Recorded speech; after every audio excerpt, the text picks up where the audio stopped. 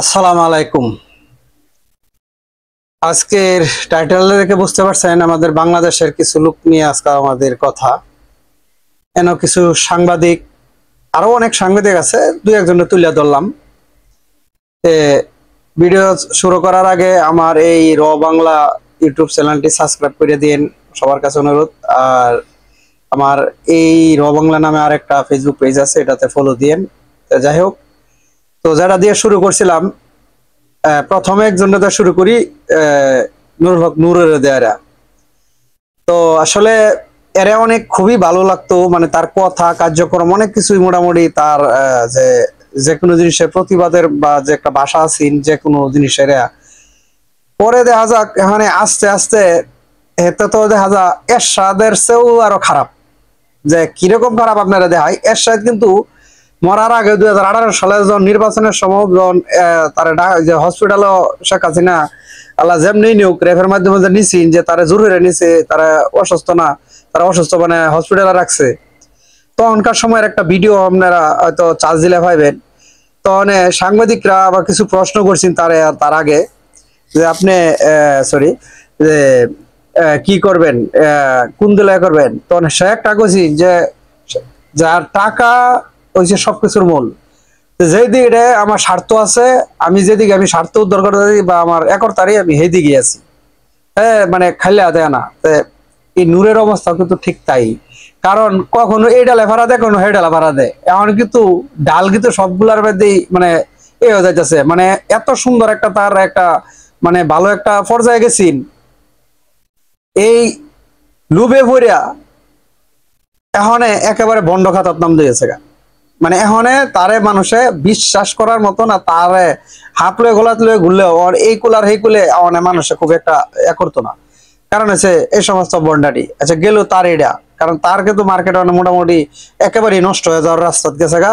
কারণ তার ওই যে দুই পাও দুই নাইকত রাখিয়া হারিয়া যাই হোক গেল এটা। দ্বিতীয়ত হয়েছে বন্ড সাংবাদিক গুলা, মানে কত ধরনের ভণ্ডামি এই ইউনূস স্যারে লইয়া, মানে কত ধরনের প্রভাকাণ্ড চালাইছে। আর হ্যাগর মুহ থুতু মারিয়া সবকিছু সমাধান করেছে আমার নেতা তারেক রহমানের সাথে বৈঠকের পরে সবকিছু সমাধান। আর তারা কি প্রভাকাণ্ড গুলো ছাড়ছে, ডক্টর ইউনূস এনে হুদাই গেছে, পায়জামা খুললা পড়তাছে, ওই কোনো কাম হইতো না, এই দেশের রাজার লগে ওইটা হইতো না, হেডে হইতো না, অনাহত তারা দেশের সম্মান দিছে না, ওই হেন মানে বিভিন্ন ধরনের এই যে কতটি বন্ড আমার ছবির মধ্যে দেখছেন, আরো অনেকগুলো আছে। নতুন করে তারা সুশীল সমাজ শাস্ত্র, তারা বুদ্ধিজীবী শাস্ত্র, অথচ এমন বুদ্ধিজীবী বাংলাদেশের মধ্যে গেলে হট্টগোল লাগাবের মতন যত ধরনের ভণ্ডামি তাদের মধ্যে মানে তাদের মুখ থেকে আসে।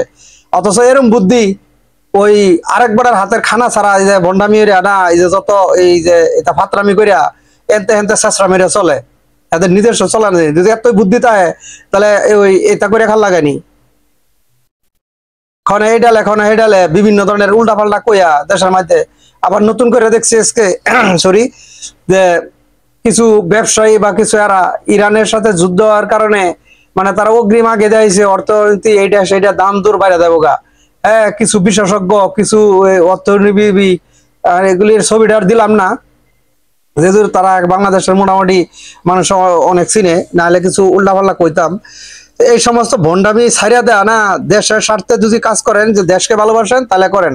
আর না হয়তো আজকে হোক আর কাল হোক, দুদিন আগে আর পরে হোক, যে কোনো মানুষের হাতে থাপড়া থুপড়া খাইয়া লাইবেন বা যে কোনো সময় অপমান অপদস্থ হয়ে যাবেন, এতে কোনো সন্দেহ নাই। এখনো সময় আছে ভালো এবার।